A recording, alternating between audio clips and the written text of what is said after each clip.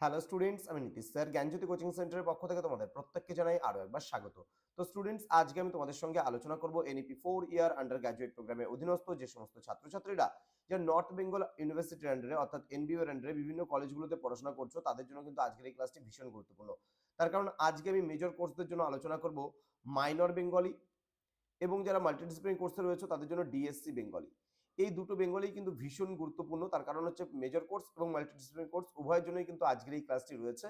Unit 2 থেকে আজকে আলোচনা করব তোমাদের প্রথম গল্প রয়েছে ডমরু চরিত গল্প, ত্রৈলোক্যনাথ মুখোপাধ্যায় রচিত। এখান থেকে 2, 3, 6 এবং 12 নম্বরের জন্য কোন কোন প্রশ্নগুলো আসার সম্ভাবনা রয়েছে সেগুলো নিয়ে বিস্তারিত আলোচনা করব। যারা এখনো পর্যন্ত আমাদের চ্যানেলটিকে সাবস্ক্রাইব করোনি তারা অবশ্যই চ্যানেলটিকে সাবস্ক্রাইব করে পাশে থাকা বেল আইকন অল প্রেস করে দাও, যাতে নেক্সট টাইম থেকে কোনো ভিডিও আপলোড করলে তার নোটিফিকেশনটা তুমি সবার আগে পেতে পারো। এছাড়া যারা ভাবছো যে অনলাইনে আমাদের ক্লাস জয়েন করবে, আমার থেকে নোটস নেবে, তারা অবশ্যই যোগাযোগ করো আমাদের অফিসিয়াল নাম্বার 7076398606 নাম্বারে অথবা 6295916282 নাম্বারে।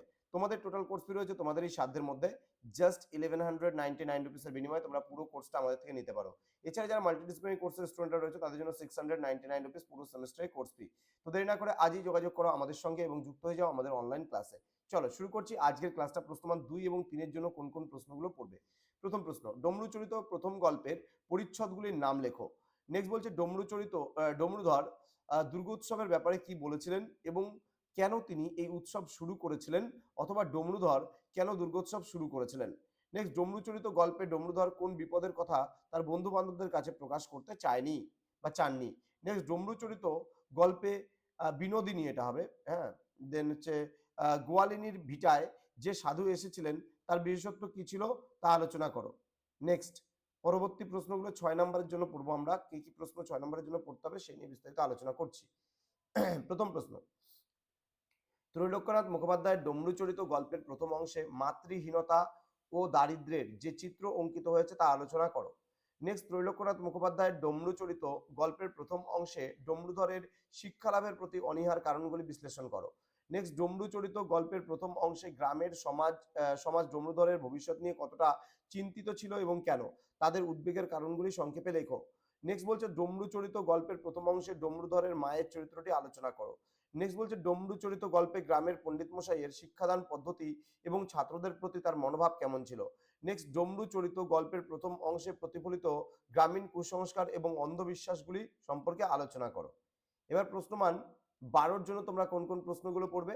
প্রথম প্রশ্ন, ডমরুচরিত গল্পটি হাস্যরসাত্মক গল্প হিসাবে কতটা সার্থক কাহিনী অবলম্বনে তা আলোচনা করো। নেক্সট বলছে ত্রৈলোক্যনাথ মুখোপাধ্যায়ের ডমরুচরিত গল্পের নামকরণের সার্থকতা আলোচনা করো।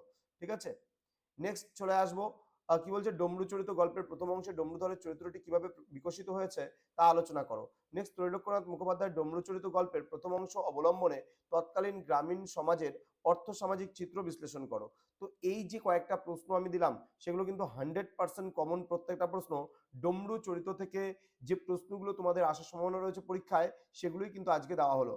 তো স্টুডেন্ট, যারা জ্ঞানজ্যোতি কোচিং সেন্টার অফিসিয়াল ইউটিউব চ্যানেলটিকে এখনো সাবস্ক্রাইব করনি, সাবস্ক্রাইব করে বন্ধুদের সঙ্গে ভিডিওটি শেয়ার করে যেন প্রত্যেকের কাছে আজকের এই ক্লাসটি পৌঁছে যেতে পারে। এবারকার বাংলা সিলেবাস কিন্তু সেকেন্ড সেমিস্টার ভীষণ টাফ রয়েছে, সুতরাং খুব ভালো করে প্রথম থেকে প্রিপারেশন নাও, তাহলে কিন্তু 100% কমন তোমরা পাবে এবং তোমরা পরীক্ষায় অ্যান্সারও করতে পারবে। তো তোমাদের উজ্জ্বল ভবিষ্যৎ গড়ে তুলবো আমরা, এটা কিন্তু আমাদের প্রতিশ্রুতি। দেখা হচ্ছে খুব তাড়াতাড়ি আরো একটা নতুন ক্লাস নিয়ে তোমাদের সঙ্গে। আমাদের অফিসিয়াল নাম্বারটা সেভ করে রাখো এবং এই নাম্বারে হোয়াটসঅ্যাপ অথবা তোমরা যদি কল করতে চাও কল করেও কিন্তু আমাদের অফিসিয়াল নাম্বারে আমাদের যোগাযোগ করতে পারো। দেখা হচ্ছে খুব তাড়াতাড়ি আরো একটা নতুন ক্লাস নিয়ে তোমাদের সঙ্গে। তোমরা প্রত্যেকেই ভালো থেকো, সুস্থ থেকো। Thank you so much, thanks for watching after all, thank you.